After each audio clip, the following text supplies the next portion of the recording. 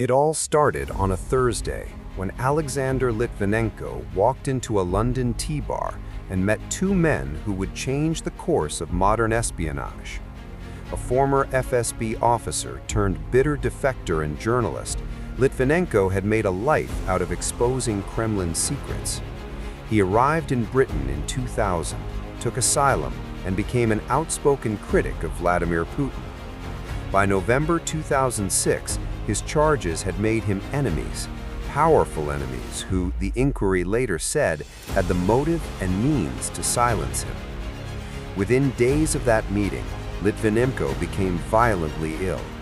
Doctors were baffled by a cascade of symptoms: nausea, hair loss, organ failure.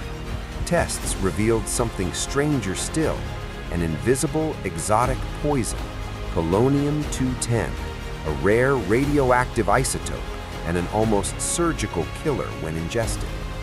Polonium is not a domestic toxin. It is manufactured in nuclear reactors and handled in highly controlled facilities.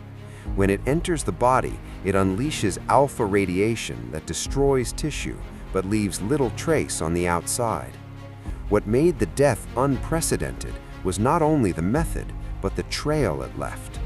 Alpha radiation contaminated teacups, hotel suites, airplane seats, and hospital rooms.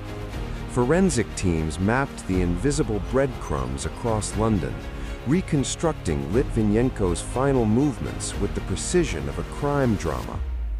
The Metropolitan Police and a later public inquiry led by Sir Robert Owen pieced evidence together.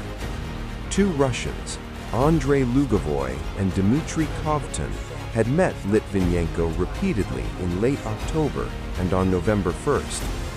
Surveillance, phone records, and the radioactive trail placed them with him. Polonium was found in their luggage and on surfaces they had touched. Britain nominated Lugovoy for extradition. Moscow refused. In his 2016 report, the inquiry concluded that Lugovoy and Kovtun had probably administered the polonium and that the operation was probably approved by senior figures in the Russian state apparatus.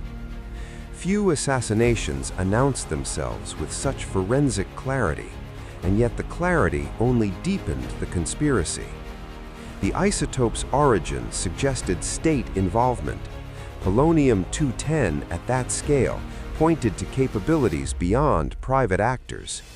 It exposed a new chapter in hostile statecraft, where radioactive signatures could be weaponized for deniable operations on foreign soil.